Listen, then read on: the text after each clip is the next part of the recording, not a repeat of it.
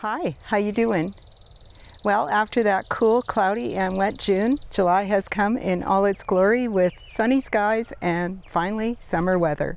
I thought it was a good time to check in and see how the vegetable garden is responding to that change. My name is Sharon and I garden on a large yard in a small town in east central Saskatchewan, Zone 3. Welcome to my Sask Garden. Our area wasn't hit so hard with those heavy drenching rains like what happened further north and east of me, as well as into Manitoba. And I know a lot of you are still dealing with flooded roads, flooded gardens, flooded houses and basements. And certainly Alberta has had their fair share. Edmonton area, tons and tons of rain, you guys. Here though, where I live, we actually had good rains in June. We had 2 good soakers. And both of those, like a couple inches or so, 2.5 inches, I think the last one was, but it came over a period of a couple days. Same with the other one, that was a fairly heavy rain. It came over a period of several days. And then in between that, we had lots of little showers, a few millimeters here, a few millimeters there, nothing massive, but it was enough that, I don't think I had to water at all in June. So that was a really nice reprieve. The other nice thing about those soaking rains, for a few years we were in a drought. The last couple years I think we were just on the verge of drought. And those soaking rains really help all the trees and shrubs and the big perennials. It gets down nice and deep and sort of restores that deep moisture that some plants, trees and shrubs for sure, they rely on that. And the other thing I know for a fact is that tap can turn off pretty quick in July, and then we can land up going 6 weeks, 2 months with no rain at all. But enough about rain.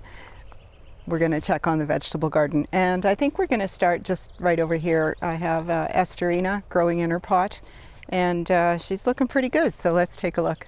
Here's Esterina, and I said a pot, but she's growing in a 5-gallon pail. She's doing okay, and now starting to put on a lot of blossoms. Like the other tomatoes that we'll go there in a second, I did find that during that month of June, after they were planted, when I planted them out, they were blooming, and some of them did set fruit, but they kind of languished during the month of June. They did put on green growth, but the blooms were very sparse, and I didn't really notice any fruit setting or much during the month of June. So I think now that the heat has come, things are going to kick in. She's as tall as I am now, so with the pail, of course. So that's just, I'm just over 5 feet tall. Indeterminate tomato. Esterina is a hybrid, very, very sweet orangish type of cherry tomato. The sweetest cherry tomato I have ever tasted, above Sun Gold and Sun Sugar. The fruit also doesn't split. I find that Sun Gold, the fruit splits easy, and Sun Sugar doesn't split, but I find the skin kind of tough. And I think this is pretty much a perfect blend, plus sweeter. I just wanted to, everybody talks about pruning. As I said, this is indeterminate, and all the rules out there are you're supposed to prune indeterminate, prune out the suckers. This plant has lots of suckers. I don't prune them because suckers produce, and we have to get as much production as we can in our short growing season. Pruning the suckers and pruning out all that growth is great for longer seasons. I don't think it has any benefit and probably reduces the yield for our short seasons. So I've actually never pruned them. I do prune out these downward facing stems. These stems will never produce fruit, and so basically that's what I prune out to get rid of some of the bulk from the plant. And also, as it begins to set fruit and I see where the fruit is setting, I will start pruning a little bit more from the bottom up, because all the fruit is basically going to produce at the top. So I do clean out the growth that way by pruning off those I call them non-producing stems. They probably have a name. I don't know. This has always worked for me. And so I'm not going to change. And so this is just to show one of the clusters of fruit that had set, and the top one is actually beginning to turn color. And here are the tomatoes planted in ground in a raised bed. The raised bed is 4 feet wide, 12 feet long, and they're made with 2x10s, so it's 10 inches high. These tomatoes are doing about the same. The fruit that has set is doing quite well, and we're just going to get up close into there and I'll show you. First one is plum regal, and I have a nice cluster of fruit set there, and there's a few more but not clusters, they're more single. The plant itself, super healthy. They all are. I can't complain about the plants at all. This next one is Beef Maestro. So I'm going to clip away so we can get a look at some of the fruit on Beef Maestro. So here is a nice cluster of 3 that set, are growing really well. You can see just by the size of my hand that this one in particular is quite big. The 2 behind are also growing nicely. This plant produced quite nicely for me last year, and you know, this is a beef steak type of tomato. It grew really big fruit that was, you know, basically 1 slice for a tomato sandwich. This plant is Padano, and it's that one nice big bunch of fruit, and this one is starting to blush a bit. So I think that's going to be the earliest fruit. When I looked it up, it wasn't, you know, a particularly early type of tomato. We'll see how it does now through the summer. The tomato itself is not really big and robust like some of the others are. It's supposed to be indeterminate. I don't know. Some of my determinate ones are looking far more indeterminate than others. Next to it is one of my favorites. Juliet is like a grape tomato. It's not acidic, and it's not particularly sweet. It's just a really good all-around tomato for salad. It's really good, makes really good roasted tomatoes. Next to Juliet, I decided to grow a Parks Whopper this year. I've grown these off and on for years. I find that this variety is a very heavy producer. There is one big cluster and a few more there, also there. So this plant is doing quite well. I don't think it really slowed down a great deal in the cool weather. This is my second plum regal. It's a plum tomato. I had hoped that it might be a good substitute for San Marzano. I'm not really totally sold on it. I may go back to growing San Marzano next year. This is Early Girl, my hope for early tomatoes. And so right there is quite a nice cluster that has set. And a few more.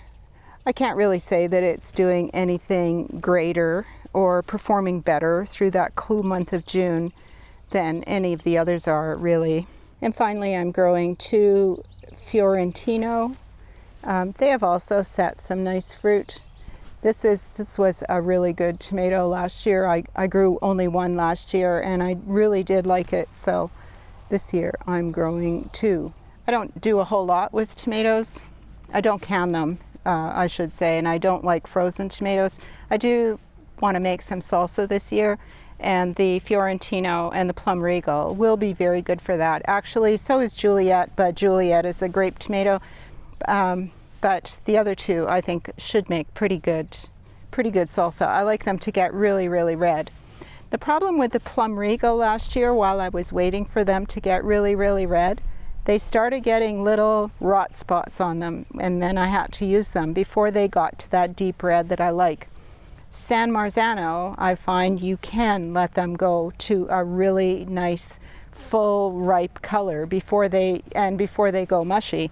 The Fiorentino also did that. They turned into such a beautiful red. They did not go soft, no rot spots or anything like that. And that's what I like in a tomato. Carrots love tomatoes, they say. So I've got 2 rows of carrots just on the south side of the tomatoes. 1 row germinated and is doing much nicer than the other. And the row that is doing a lot better is Sugar Snacks. That's a new variety for me this year. And the other variety, which I did grow last year as well, is Bolero.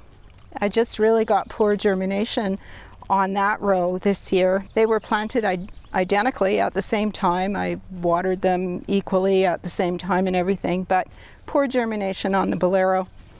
We'll see how these sugar snacks do. Like I said, it's a new variety for me, so I'm looking forward to trying them. And they're still small. That would be one of the thickest ones that I have. Carrots for me are kind of a waiting game. You know, I don't generally pull very many and eat them at a smaller stage than the actual full-size carrot. So, but we'll see about those sugar snacks. They might be good to eat as small carrots. We'll see. Okay, I'm trying something in here in the garden. This garden is absolutely awful for mosquitoes, especially at that hedge. If I walk out here, and if I go to that side, sometimes not so bad over here, but if I spend any time at all over there, I'm a mosquito magnet, so they just, come after me. So this is just, me trying this. I bought this. I'm not trying to put a plug in for Thermacell, but I bought one of these little Thermacell units. It's a USB charge. I think the charge is supposed to last about 5.5 hours. You put a little plastic thing filled with juice inside there that you buy separately, and then you turn it on and you put it in the area that you're going to be. It's, you can see it's pretty small. I actually expected it to be bigger. I expected to be the size of maybe like, a portable heater or something. And so when it came and it was that size, I was kind of surprised. I ordered it off Amazon. Anyways, you turn it on. To me, it smells a little bit like garlic, the smell that comes out of there. And it's supposed to have a 20-foot radius. So I'm assuming that's 10 feet one way and 10 feet the other. So this is about exactly the middle of my garden, I'd say. And the bed is 12 feet long, so the hedge is probably about 15 feet.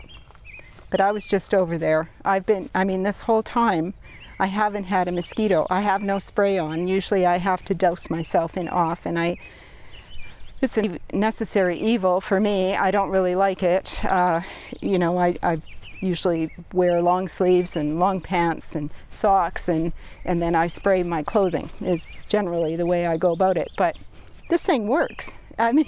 Honestly, I really didn't think it was going to be terribly effective.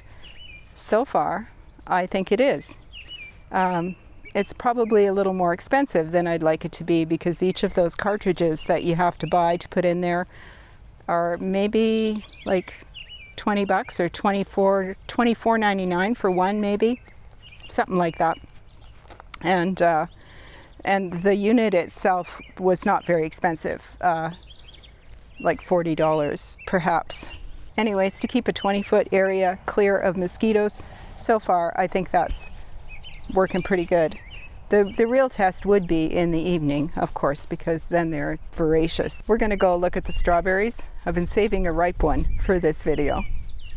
Here's the strawberry bed, aka Fort Knox. In that hedge, I had a family, or perhaps a whole town, of cedar waxwings living in there.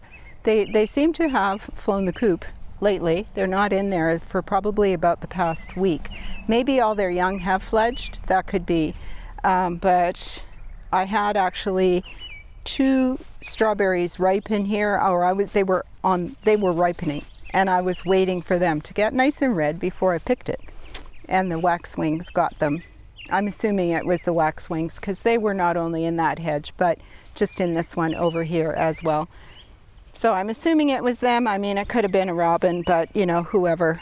I had to take some measures to protect the strawberry bed. So this is just some extra plastic netting that I had, and I put on over top of the chicken wire.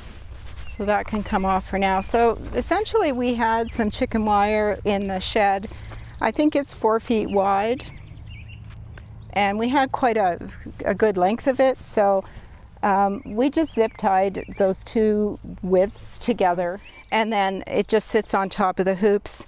And just to prevent them from, getting up underneath, all we did was just also zip tied on some rebar just to have it hang there.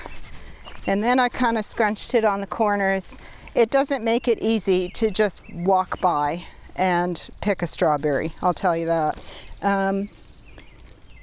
But it is sort of effective for now, and if these strawberries continue to be so good, if they winter for me and I continue to have a strawberry bed, because that's still up in the air, and it will be until next year. This actually is, we MacGyvered something to make it work without having to go and buy something or build something. We just took chicken wire and lengths of rebar, which I have plenty of rebar, and so we just did that, and that has kept out the birds. I have some really nice fruit that is setting and ripening now, so I'm just going to bring you in close. These are Rowena strawberries that I started from seed in January. They're a hybrid strawberry. I think many of the plants are now setting nice fruit. And so they kind of sit upright like that until they get heavy, and then they fall. There's some nice fruit set there. Actually, most of the plants have some on. Boy, I need to weed in here. This is the strawberry that I've been waiting to pick and have a taste. Okay, let's have a taste. I'm going to try not to get any strawberry juice on myself. It's quite firm. I think it probably could maybe have ripened a couple more days. Again, I like my strawberries to be quite ripe. Whoa. Could have been riper.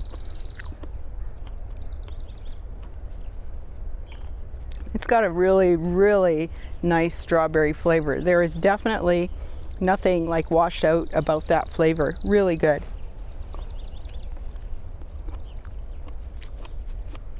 I think it could have been just a tad riper for the sweetness to come through.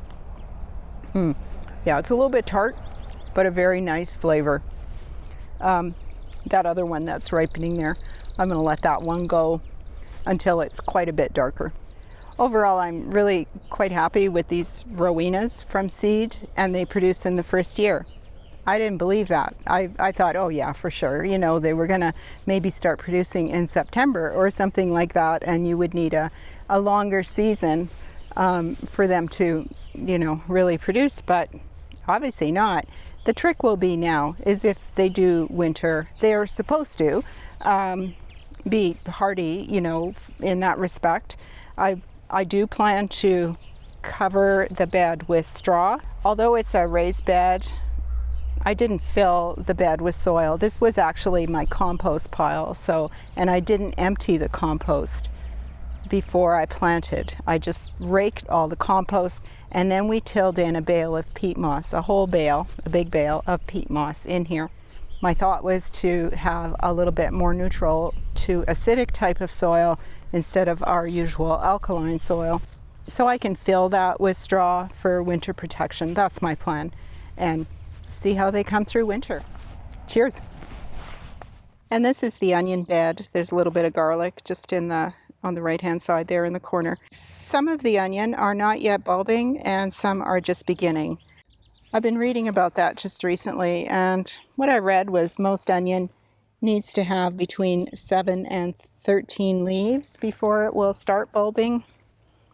And also, although it seemed like it was doing really enjoying the cool, wet weather of June, apparently it can stall bulbing, especially lack of sunny days and cool nights can stall bulbing some. So that kind of did surprise me a little because I thought onion would just really, really like a cold weather. What I don't want to happen is for the greens to fall over and for them to stop. For example, here, I'm hoping this is just, because they're so big that they are just falling over And I hope that isn't a sign that that particular one has stopped growing, because there's really no bulbing that has gone on with that one at all. I'm gonna say that's the only one though. All of these onion were grown from seed. I have no sets in here. And I have Spanish medallion, lots of Kelsey, a red one, I think it's called Red Wing. What else? There is another one, but there is a variety of them. The majority of them though are Kelsey. There's just a close-up of what's going on with the bulbing. I just kind of feel like maybe it should be more by now. 2, 4, 6, 7. This one's got 8 stems coming out of it. 2, 4, 6, 8. Yeah, most of them do. Here's the pole beans, and they are growing up this cattle panel trellis. And the tallest one is reached, I'm going to say, to about 3 feet now. And so these on the side of the trellis benefited from cover, from row cover that I had on the squashes and cucumbers in that row. And then on this side of the trellis, these were growing in the onion bed, and they didn't have any kind of row cover at all. So these are a little bit slower, but they have come along. And at first I was a little worried about them because they just didn't look as good, but I do actually think it just had to do with the cold weather. One of the viewers commented that perhaps they were doing a little poorer was because I was growing them with onion. And I did think about that because I usually follow the rule that I don't plant beans where garlic has grown the year before. Now, those beans on the other side of the trellis are growing where garlic grew last year. And these beans are growing with onion. So, basically the allium family. They aren't sharing, on this side, they aren't sharing root space though. And that could be a part of it, where if you had that bean root right next to the onion root, I think that would make a difference. These have, at least a foot, I'm going to say, of space. Their roots would not ever touch each other. I can't imagine that they would. So I am hoping that they do fill the trellis, and it's going to be easy picking for me. I'm just going to stand here and pick. This is my plan to make it easier on me, at least for picking beans. These are 3 mashed potato squashes, and oh my gosh, I am so pleased with these squashes. They're blooming like crazy. The plants look pretty healthy.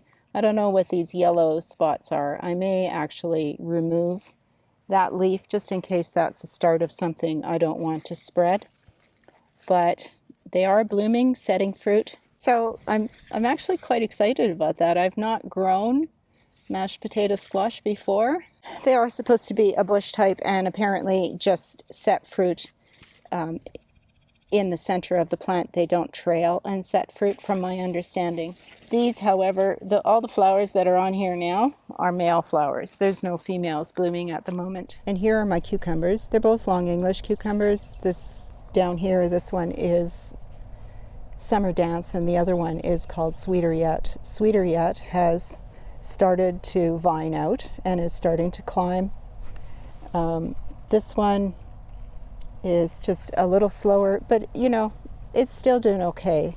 And they are starting. I thought I saw a bloom yesterday on one of them. So they are also both parthenocarpic varieties, which means they don't need pollinators.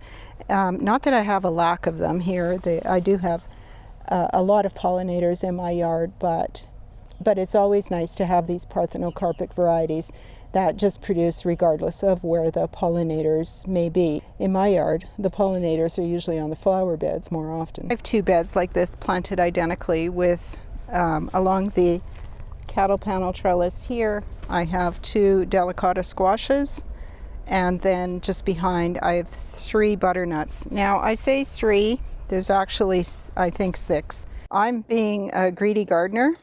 It was my intent to actually remove one of the seedlings when I knew that the other one was growing well. but I decided to go ahead and just let them both grow. And so both of these, or all three of these plants, have 2 seedlings in there. My plan is to probably fertilize more, although I do have a slow release fertilizer dug in, as well as a good amount of compost into each planting hole. But my plan is still to maybe thin the leaves so they don't get too thick with foliage, which could then perhaps lead to some moldy problems or something like that, fungal issues, and to fertilize a little bit more. That's kind of my plan for all of this. The butternuts have not yet begun to bloom at all, although I do see some buds forming down in there. Delicatas, on the other hand, are blooming, growing, and I'm pretty sure I saw a fruit set there, which I think has been pollinated, or it would have fallen off by now. And the other thing that they're doing is they're starting to vine. I think that they're going to need to be trained to vine, and so I'm using these clips. They're not restrictive for the vine in any way, and they just kind of bring it closer to the wire, and so then hopefully the tendrils will, just like that, the tendrils will begin to attach to the wire. And my plan here is just to stand in the middle and pick the delicata squash from the vines that have grown all the way up. So we'll see if that happens. And this is the melon bed. This is probably the bed that I am so far most disappointed in. In previous years at this time, I would have had a lot more growth on melon beds. So right at the forefront here, I have 2 plants of honeydew. In the middle are 2 sureness watermelon, and then at the end are 2 cantaloupe. Now everything is blooming. I haven't seen any fruit set yet. The watermelon have only recently started blooming, and the honeydew are probably doing the best, and they have been blooming for just a little bit longer. They also have the strongest growth. Although these plants as well, I added slow release fertilizer when planting, as well as a good amount of compost. Again, they need lots of heat. I did have them covered through June until they started blooming, and then I took the cover off. So if this heat continues, which I think it's supposed to, we're supposed to get up into the 30s by Saturday, which will be the day that this video is actually released. So, if the heat comes along, maybe they will perk up and start doing something good. And rounding out the squashes and the melons are these 2 zucchini plants. They are both planted in 5-gallon pails. And I've harvested 3 nice-sized zucchinis from here. New variety for me. We actually ate one last night, chopped up in a salad, and I expected it to taste a little different because they are so gold, but they don't really taste any different. They're good, in terms of zucchini, and the skin is nice and tender. But when I first saw them, I thought, I should make a zucchini lemon loaf, just because of the yellowness. I just somehow thought the flavor would just be different, but it's not. It is good though. And here is the garlic bed, and I do keep this covered with fine mesh, and the reason that I do that is because I also have rutabaga growing in on either side. There's 3 rows of garlic in the middle, and then on either side I have rutabaga and beets. And I'm not too concerned about the beets, but rutabaga are in that cabbage family or brassica family, and the flea beetles and the cabbage moth butterfly would get them. It's really difficult to keep those flea beetles at bay. The netting helps some, but if they find a little hole, or sometimes the netting will stretch a bit and create a little bit more of an open space, or if it's not sealed properly down at the bottom, those flea beetles find their way in.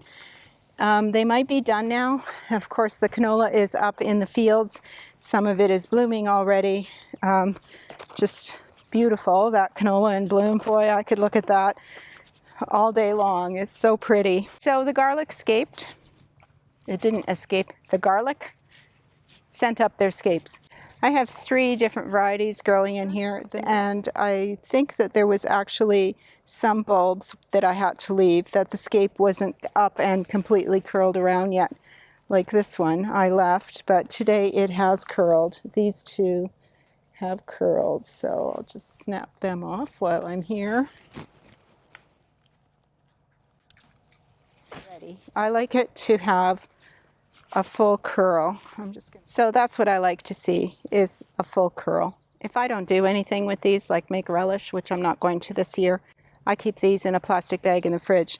They last a long, long time. I don't care for pesto, so I don't make that. And it does make a nice garlic scape butter if you wanted to do that. Mostly what I like to do with these is roast meat on top of them, on a bed of these. I put a bit of these in the roasting pan, and then in particular pork roast is very nice, although the other day I did roast chicken thighs on top of this. The broth or the juice that comes off of that is really very tasty, like as a basting juice or whatever. As I said, they last a very long time. I'm going to say easily 6 weeks, if not longer. Here's just to get you in a little closer to see the beets, which were just a few seed between each rutabaga. And some of the rutabaga died, but some of them are a really nice size. I've not grown rutabaga before, so we'll see how that goes. My plan here on this bed, after the garlic is removed, which should be in about I'm going to say about another month. Now, I already have some seedlings started to put into this bed to attempt a fall crop. Collards, broccoli, and kale are the seedlings that I already have started. I started them just in the house, and I'm going to be growing them in the basement, in the cool basement under grow lights, because I don't think they would grow well during the heat of the summer, and I want to plant them out, say after middle of August, just to try and get a fall crop. I'm going to have to protect it really, really well, because the flea beetles are horrid in the fall. More so than the spring. They are really bad in the fall. And this is the cabbage bed. I keep it covered, of course, with netting because of the flea beetles and the cabbage moth. And I didn't have any flea beetle damage at all on the cabbage bed this year, only on the rutabagas. I had a few in there.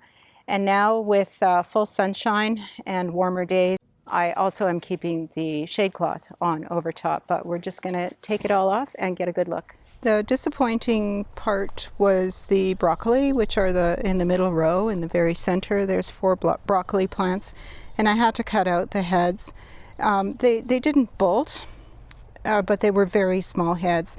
This is a new variety for me, and I don't know if it's the variety or if it's perhaps the tight planting, although I've certainly planted broccoli really tight before, which got far bigger.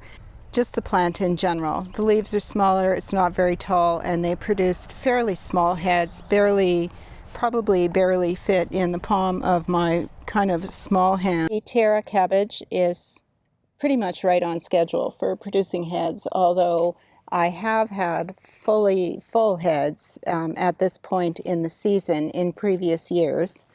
So perhaps just a little slower, even though they were planted around the same time as normal, and they grew beautifully, maybe except for that snowstorm.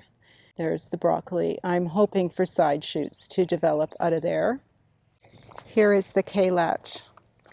Now, the kale is a cross between kale and Brussels sprouts, and it's supposed to grow these little baby kales up the stalk. I'm assuming that it's like Brussels sprouts in that I'm supposed to start removing these bottom leaves, and then the little kales, like right in the crotch there. Maybe that's even one starting. In this last row are also cabbages, and the green is called Pixie. I don't know. The tiara are smaller. The heads are supposed to be very small, but it's a lot of leaf. Like maybe tiara is just, the way to go for a small head of cabbage, because the closer you plant them, the smaller the heads you will get. And so I don't mind, we just eat them for coleslaw, so I certainly don't mind having small heads of cabbage. Red cabbage is called Red Express, and to me it doesn't look like the red cabbage is yet. Yeah, it's not yet forming any heads, but the green looks like it's going to start forming heads. Not an early cabbage though, or certainly not as early as the tiara. And so this is my salad bowls, which have done really well up to this point. They absolutely loved that weather in June, although I can't really say that the mini me cucumbers were particularly fond of it. Under here are my 3 Haskap bushes, and I harvested once. I think I got 2 or 3 kilos, if I'm not mistaken, and then I covered everything up because in probably about 2 weeks there'll be another picking of berries that were only partially ripe or half ripe, and then there's still lots of very green berries, so I think that there may be a third picking after that. And here are my 2 apple trees. This one, the first one, that's kind of yellower, and it's yellow because it has chlorosis. I treated it with iron chelate last year. I should have done the same this year. I didn't. The chelated iron powder that I added last year, I think I worked it in and then I watered it in. It did help to some degree, but it definitely appears that I would need to do that yearly. This first one on the left is the Norkent, and it's my favorite one for eating fresh. It's not going to produce as much fruit this year, not near as much as last year. Historically, it has not produced a ton. There is a lot more at the top than down lower. Then if you look in the distance, you see the Norland tree. The Norland tree is a much darker green. It has never had problem with chlorosis. The fact that there are fewer apples on the Norkent tree this year hopefully means that the fruit will be bigger, and so that's nice. They're a really, really good storage apple for keeping in the fridge. Fairly long term, they will last and have good flavor and not go soft or mushy or anything like that. They have really good staying power. The Norland, on the other hand, they have to be used up pretty quick. I find that they have very, very little staying power. We mostly juice the apples. And finally, we'll take a look at the peppers that are growing here in the greenhouse. First of all, the problem with the aphids seems to have resolved itself. This one is the Lesia pepper. It's supposed to be the sweetest pepper you can grow. When I Googled that, that's what it said, that it was this Lesia, so I hunted down the seeds and I found it. They're all kind of looking like that and about that size. And I think that's about right for size. Of course, I haven't grown it. I really know nothing about it, but when I look at photos, that does seem to be about the size. They will turn red and very, very sweet. They're not a hot pepper. There's 3 plants growing in here, and you can see that they're not very tall. These are 10-gallon grow bags, by the way, and I have 3 plants in each. This variety is Red Knight. It is not performing quite the way it has in the past for me. I've been growing this for a number of years because it is such a high-producing, nice pepper. They grow huge fruit, big blocky fruit. They turn a really nice shade of red. Yeah, just an all-around really, really good pepper that is fairly quick to produce as well. It's maybe like around a 60-day, kind of like that type of pepper. And you can see they're still putting out the growth, and of course we still have, a good deal of growing season left. This is King of the North. This bag right here, all of this is King of the North. First time growing this pepper. It comes highly recommended by a lot of people who grow peppers, and it's not disappointing, I do have to say. It is very, very nice. It's setting good fruit. The plants have lots of leaf. I think it's growing beautifully and setting lots of buds now. This is another one of my favorite peppers, and this is Olympus. Much like Red Knight, it produces big, blocky fruit. Of course, these still have to grow. For the beginning of July, to have that nice size pepper, I think is pretty good. Here we have Jimmy Nardello, and boy, this one really pumps out the fruit. Just on the bottom there, there's 10, 15 on that plant alone. This is an Italian frying pepper, again, not hot. I don't know if it's particularly sweet. It certainly is prolific. I'm going to give it that. Haven't tried one yet. I like red peppers more than green, so chances are I'm going to let them just ripen. The last pepper I have is in this small pot right here, and this is a hot pepper. This is called Flaming Flare. I grow this every year, sometimes a lot more than this. This year I only planted one, and that is because I just want one for some salsa, maybe for some red hot pepper jelly. They grow really nice peppers. Again, a very prolific plant. The longer they stay on the plant and the redder they get, the hotter they get. But on the Scoville scale, they don't get like uber hot. And I have those transplants. I'm going to transplant them into cell packs today. That's why I have them in here. Anyways, I think this is white Russian kale. And I didn't mean to plant this many. It had very good germination. First of all, when I was planting them, I think I had them up here, if I'm not mistaken, and I dropped them.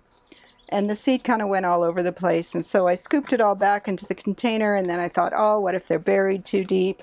So I added a few more seeds on top, and I think everything germinated. So I have far too much kale.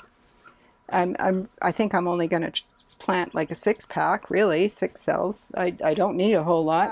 And in here I have collards and a few broccoli. So I'm happy we're at that point in the season where we're starting to harvest a few things. A few zucchini, some broccoli, a nice fresh strawberry, green onion, lettuce. You know, there's things that we're harvesting already, and that's the reason why we do grow these vegetables, is so we can enjoy a fresh harvest. So thanks very much for hanging out with me today. I hope you enjoyed the video, and if you did, give me a thumbs up, maybe a hype, and if you have not yet subscribed, someone is about to be my 5,000th YouTube subscriber, so that's kind of exciting for me. Anyways, if you have not yet subscribed, tap that button too.